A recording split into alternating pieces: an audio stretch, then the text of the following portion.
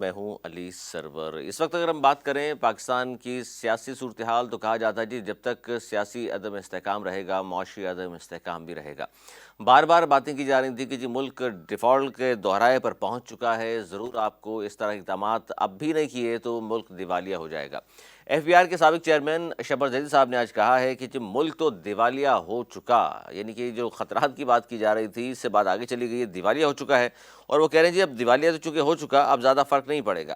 اور دوسری بات یہ بڑی اہم ہے کہ آئی ایم ایف کی پیش کی جو اقدامات پر ہم نے عمل درآمد کرنا ہے اس کا آغاز کرتے ہوئے وفاقی حکومت نے بجلی کے بلوں پر سبسڈی جو ہے ختم کرنے پر بھی کام شروع کر دیا ہے، جبکہ 170 ارب کے ٹیکسوں کے لیے منی بجٹ لانے کا بھی اعلان کیا گیا ہے۔ اس ساری صورتحال پر بات کر رہے ہیں، ہمارے ساتھ چودھری محمد اکمل صاحب ماہر معیشت موجود ہیں۔ بہت شکریہ چودھری اکمل صاحب۔ کیا کہیں گے سر، ملک کوئی بھی ملک کن چیزوں کی وجہ سے دیوالیہ ہوتا ہے اور کیا نشانیاں ہوتی ہیں سر کہ اب ہم ڈکلیئر کر دیں کہ جی دیوالیہ ہو چکا؟ دیکھیں، کوئی بھی ملک ڈیفالٹ اس وقت کرتا ہے جب اس کے خرچے جو ہے اس کی آمدنی سے زیادہ ہو جائے، اور اس وقت تک یہ سلسلہ چلتا رہے جب تک کہ اس کے پاس پیسے ہی نہ رہے، تو ہم اس کو کہتے ہیں کہ دیوالیہ ہو چکا ہے۔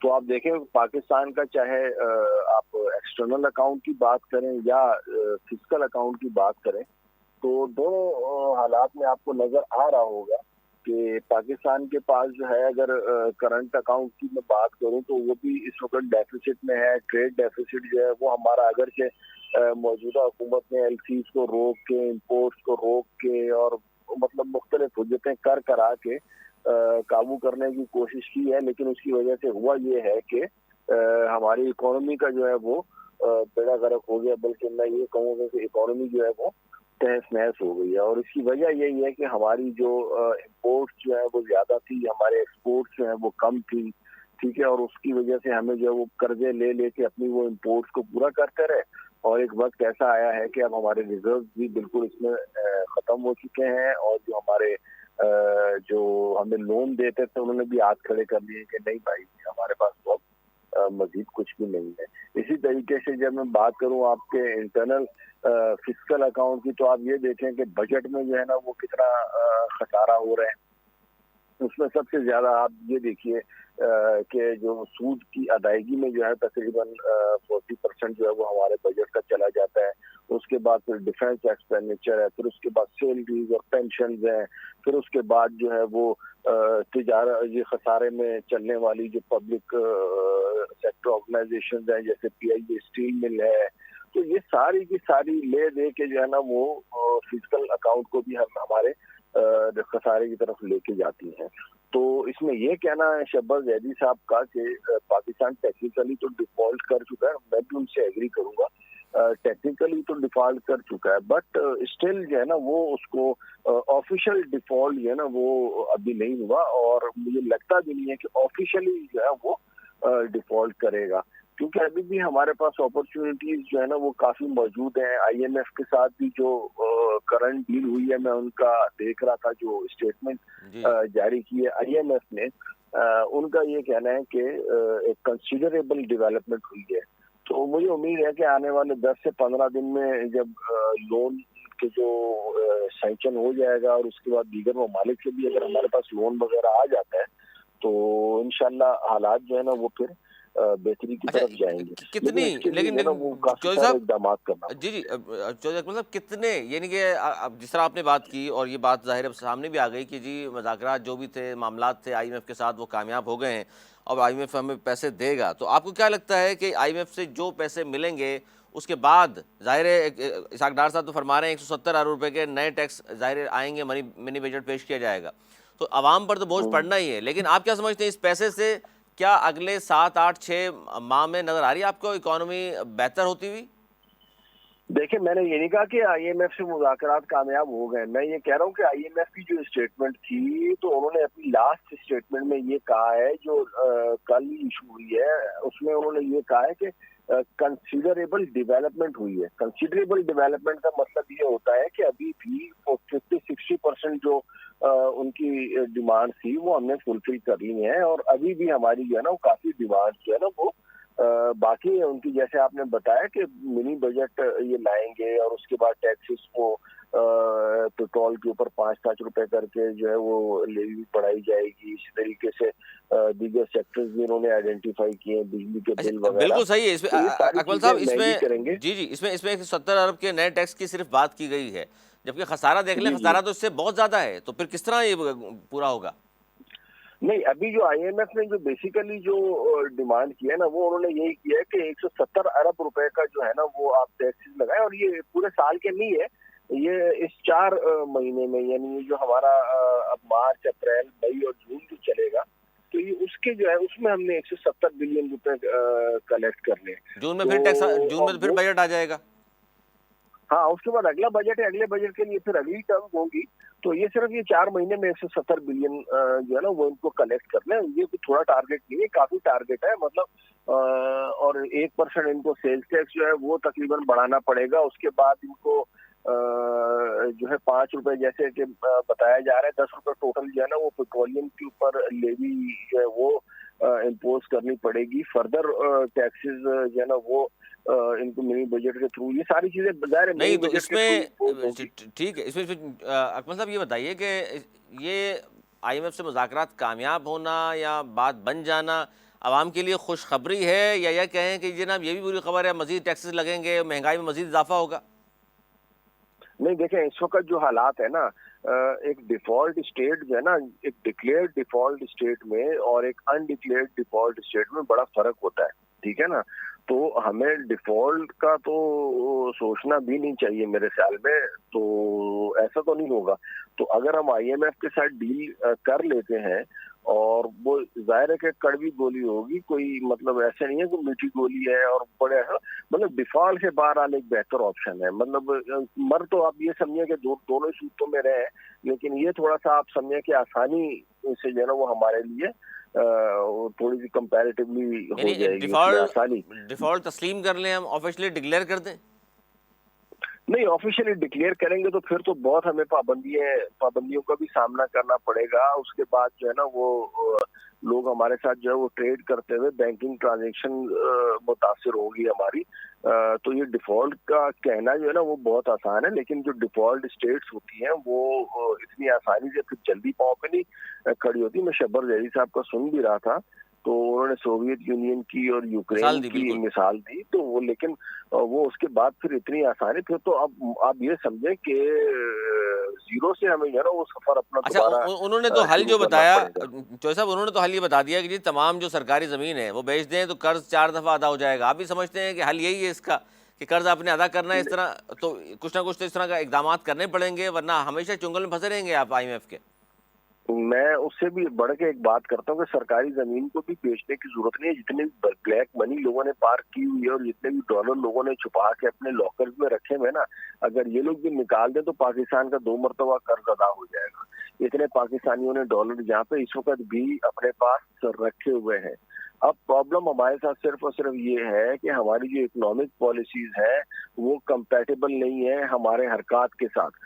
होना ये चाहिए कि हमारे इंपोर्ट्स, आप सिर्फ एक काम करें, कुछ भी ना करें, अगर हमें थोड़ा बहुत आईएमएफ से बेल आउट पैकेज मिल जाता है ना हमारा, आप अपनी इंपोर्ट और एक्सपोर्ट को इक्वल कर दें, उससे क्या होगा? उससे होगा ये कि यार आपको जो है ना वो इंपोर्ट्स आपकी कम हो जाएंगी, तो आपको चाय आपको नहीं लानी पड़ेगी।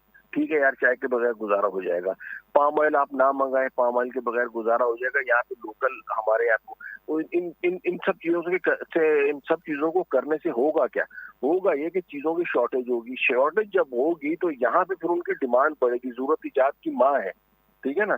तो जब ये सारी चीजों की डिमांड हमारे यहाँ पे लोकली बढ़ेगी, तो ये जो लोग जो है ना ये प्रॉपर्टी में और प्लॉटों में जो पैसा फंसा के बैठे हुए हैं, तो ये वहां से पैसा निकालेंगे और ये खुद ब खुद एग्रीकल्चर सेक्टर में आएंगे कि यार ये गंदम नहीं मिल रही है, गंदम इतनी महंगी बिक रही है, उसमें प्रॉफिट मार्जिन ज्यादा है, गंदम उगाओ। चाय के ऊपर लोग खुद ब खुद एक्सपेक्ट, पाकिस्तानी तो वो कौम है कि जो है वो समझ मोन के जो है वो उसको नशा बना लिया इन्होंने, तो चाय का ये कोई ना कोई अल्टरनेटिव लोकली निकाल लेंगे।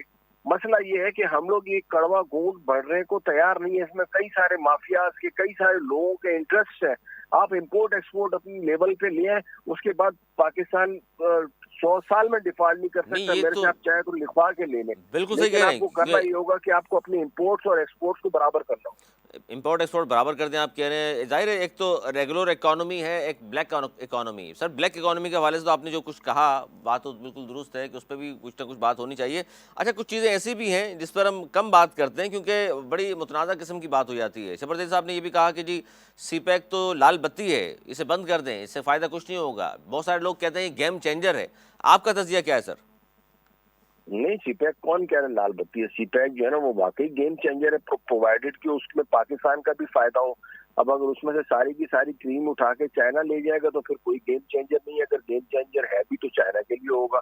तो उसमें हमें जो है ना वो अपने लिए अच्छी और मुनासिब डील्स करनी चाहिए ना। आप ग्वादर पोर्ट अगर उठा के आप जो है ना वो 30 साल के लिए और 40 साल के लिए दे देंगे कि ले भाई ये चाइना ले ले, और हमें जो है ना वो 9% दे और खुद जो है वो 91% का है, तो इस तरह की जो है ना वो नेगोशिएशन अच्छी नहीं है ना ये वाली। तो अगर हम एक अच्छी नेगोशिएशन वाली टर्म्स के ऊपर बात करेंगे तो मेरे ख्याल में सीपैक बिल्कुल गेम चेंजर है। उसमें थोड़ा सा नेगोशिएट जैसे खान साहब वाली हुकूमत ने किया था, चीजों को थोड़ा सा जो मुआहदे थे उनको रिविजिट किया था कि हमें जो है, जैसे उन्होंने तो लेबर तक अपनी लगाई हुई थी चाइना ने, तो उन्होंने कहा नहीं जी लोकल लेबर भी लगा। तो एक अगर अच्छे तरीके से उसको बार्गेन किया जाए तो मेरे ख्याल में सीपैक वाकई गेम चेंजर है और इससे बहुत हमारी इकोनॉमी को बूम मिल सकता है, बूस्ट मिल सकता है, इसमें कोई शक नहीं है। अच्छा सर, आखिरी सवाल जाते हैं। सर ये बताइए, बहुत सारे लोग तनकीद कर रहे हैं कि जी हमें पाकिस्तान की बदकिस्मती ये रही कि हमें कोई वज़ीर ख़जाना अच्छा नहीं मिला। मिफ्ता इस्माइल साहब थे, फिर कहा गया कि जादूगर आ रहे हैं, इसहाक डार साहब आ गए हैं, तो हमने देखा कि हालात फिर भी वही हैं।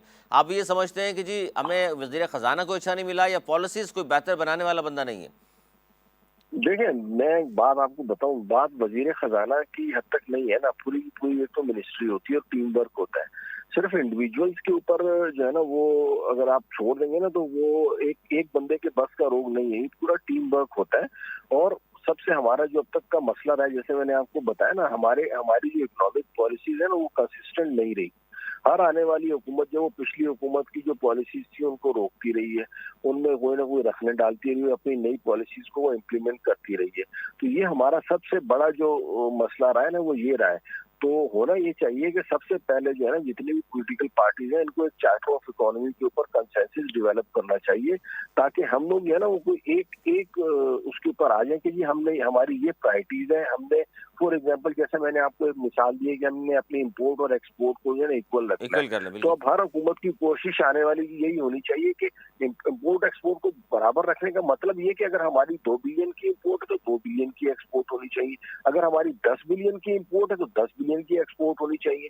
तो इसको इक्वल रखना है हमने। तो अब अगर ये एक सेट पैटर्न हो जाएगा ना तो कोई भी सब ये इसके ऊपर इत्तेफाक कर ले कि हम नहीं इसको करने देंगे। इसी तरह हमारा अगर ये डिसाइड हो जाए कि हम इन्फ्लेशन का फिगर यहाँ तक रखेंगे, लोन को हम यहाँ से ऊपर नहीं बढ़ने देंगे, तो ये चंद एक ऐसे मामलात हैं जिसके ऊपर चार्टर ऑफ इकोनॉमी किया जा सकता है। उसमें कोई मंसूबे थोड़ी होंगे कि ये रोड जो है ना फलां हुकूमत बनाएगी, ये रोड फलां हुकूमत बनाएगी, ऐसा नहीं होगा। उसमें चंद प्रिंसिपल्स तय हो जाएंगे कि जी हमारी ये लिमिटेशन है, ये बाउंड्रीज है, हमने इनके बाहर नहीं जाना। लेकिन तो सर ये जब होगा ये सब कैसे? की ये सब होगा पॉलिटिकल कैसे? ये तो पार्टीज में कंसेंसस डेवलप हो जाएगा तो इंशाल्लाह जो है ना वो स्टेबिलिटी आ जाएगी इकोनॉमी में। तो ये इसका मतलब ये है कि जब तक सियासी अदम इस्तेहकाम रहेगा, मुआशी अदम इस्तेहकाम भी रहेगा।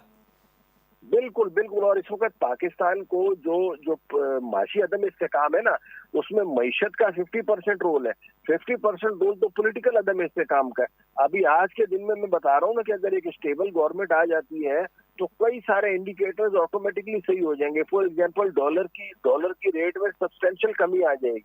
अच्छा, उसके बाद ये जो बिल्कुल एक बिजनेस साइकिल जो आपको रुका हुआ नजर आ रहा है ये फ्लो में आना शुरू हो जाएगा। तो काफी सारी चीजें जो है ना वो खुद ब खुद इम्प्रूवमेंट की तरफ आ जाएंगी। ठीक है ना। तो political stability is must for economic stability, there is no doubt. In addition जो है वो consensus must be there in all political parties के दीज आर आर बाउंड्रीज, और इनसे हमने बाहर जाके काम नहीं करना। बाहर जाए काम नहीं करना। बहुत शुक्रिया। चौधरी मोहम्मद अकमल साहब माहिर मईशत हमारे साथ मौजूद थे और बात कर थैंक यू। रहे थे कि जी बिल्कुल जो कुछ कहा है शब्बरज़ैदी साहब ने, बात तो ठीक है, मुल्क दिवालिया हो चुका है लेकिन डिक्लेयर नहीं किया जा सकता। ज़ाहिर इससे बड़ा बुरा इम्पैक्ट भी जाएगा। इसके अलावा ज़ाहिर है जो बहुत अहम उन्होंने गुफ्तगू की कि सी पैक लाल बत्ती, वो कहते हैं जी मैं तस्लीम नहीं करता इस बात को। शब्बरज़ैदी साहब कह रहे हैं कि सी पैक लाल बत्ती, इसे बंद कर दे, नहीं किया जाना चाहिए। सी पैक आज भी गेम चेंजर ही है। अब तक इतना ही। अगर प्रोग्राम तक लिए सर मेरी टीम को दी इजाज़त। मौलाना के पान।